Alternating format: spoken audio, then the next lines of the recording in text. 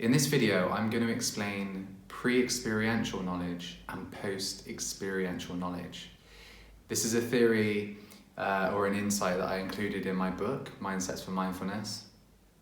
And it really describes the different ways of learning on the spiritual path. There's a Buddhist metaphor that describes knowledge and its link to spirituality quite well. And that is that the finger pointing to the moon is not the moon, right? The thing is, right now in modern times in the West, we don't even have a finger pointing to the moon. It's pointing in a completely different direction and the finger itself is crooked, right? So if you're having some kind of awakening, if you're on the path and if you're looking to expand your understanding, it can be difficult. It can be difficult to find trustworthy sources and also difficult to know how to apply this to your practice. The idea of the finger pointing to the moon is to say that all language is just a translation. All language that attempts to describe the spiritual realm, the transcendent, the essential, is just a conceptual explanation. Now the thing is with spirituality, these experiences are ineffable. They can't really be captured in concept, in language. So what is the balance? How do we balance this knowing that spirituality is a direct experience and not knowledge built up over time? I'm going to begin with post-experiential knowledge because that's actually how I started on the spiritual path. And what I mean by that is I wasn't looking for spiritual experiences. I wasn't looking for the non-ordinary. Those experiences came looking for me, right? It wasn't that I was reading, the Bhagavad Gita or the Power of Now and I'm really hoping to have some kind of transcendent experience or to uncover a truth about myself. I had this spontaneously, as many people do. And through this, what I wanted to do was to try and reconcile these experiences because the worldview that I had at the time was not offering an explanation. So all that post-experiential knowledge is knowledge attained after a direct experience. The purpose of this knowledge is, well, there are a few different reasons actually. Like personally speaking, when I was having these experiences, one was just understanding. From the worldview that I had when I first had my awakening, these experiences were just crazy, insane, right? I've lost my mind, I've got no idea what's going on, but I know that I'm pathological. So the first step was a different framework, a different understanding, to create a different map that could give me almost relief that these experiences are universal. For me, post-experiential knowledge has been really important in creating a new worldview, a new paradigm, where these mystical, non-ordinary experiences have room to breathe and to flourish. The key is knowing that the map isn't the territory. So even in creating a new worldview, it's not that I then allow that to become fixed and rigid and dogmatic, like a belief system that I have within myself.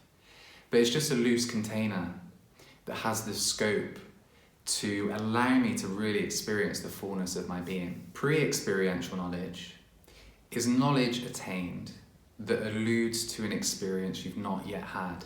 It might be that a spiritual teacher is teaching certain techniques or knowledge, ancient knowledge, sharing ancient knowledge that alludes to a different level of development, some kind of experience that is possible if you follow the path. This type of knowledge is best used as inspiration. It's really easy to enter the realm of the conceptual. It's really easy to fuel the ego and develop beliefs in an act of blind faith if you view pre-experiential knowledge and you just allow that to be a belief. Pre-experiential knowledge as inspiration is just a way of saying or highlighting you to a possibility, right? If you've got no idea of what's possible and you have a respected teacher that tells you, here are certain techniques and instructions, if you are dedicated to this, if you stay on the path, here's what you could experience, here's what is possible. This is the level of consciousness that human beings are capable of ascending to. So pre-experiential knowledge, in this essence, right, in this sense, is inspirational. It can be entertaining, and there's nothing wrong with that, as long as you don't confuse it for the direct experience.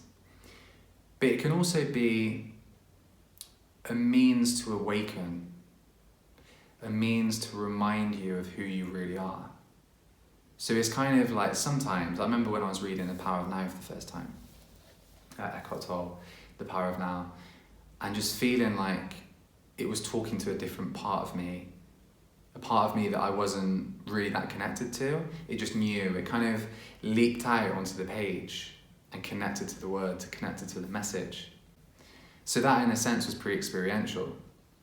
And the interesting thing is, over time, you develop a sense of discernment, you develop trust in certain teachers or certain traditions, because you might leap from pre-experiential knowledge to then having a direct experience, and then allowing that pre-experiential knowledge to be post-experiential, if that makes sense.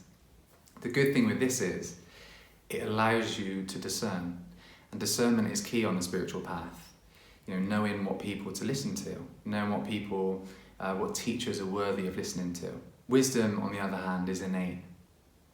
That's not to say that it's easily accessible. If we've developed layer after layer of conceptual ideas about reality, beliefs about the nature of ourselves and the world that we live in, it can be really difficult to see through those biases and access the spring of wisdom. In Buddhism, Prajnaparamita is the perfect transcendent wisdom. It can also be defined as non-conceptual wisdom.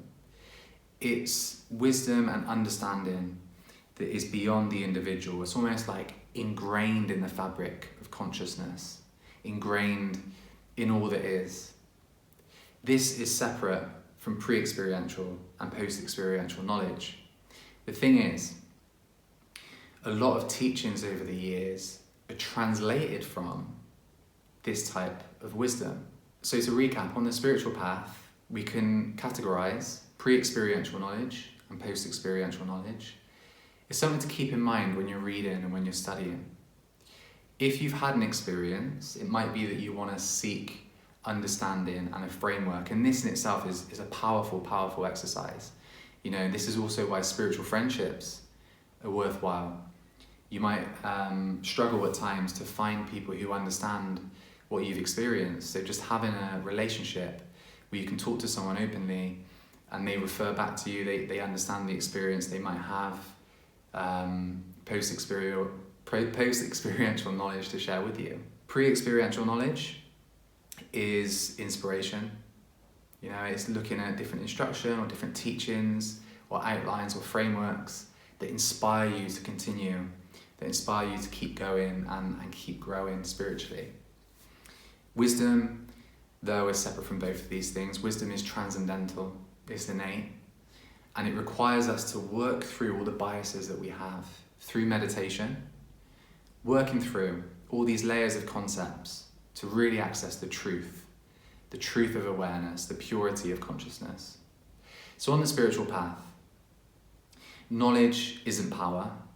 The application of knowledge is power, but transcendental wisdom is the truest and the closest you can get to the essence of reality and the essence of yourself. I hope you've enjoyed today's video. If you'd like to read more about this in very much a pre-post experiential knowledge kind of way, I talk about this in the Mindsets for Mindfulness, my book, in the Learner's Mindset section. You can also check out my course, The Superpower of Self-Compassion, if you're interested. But thanks for taking the time to watch, and I'll see you soon.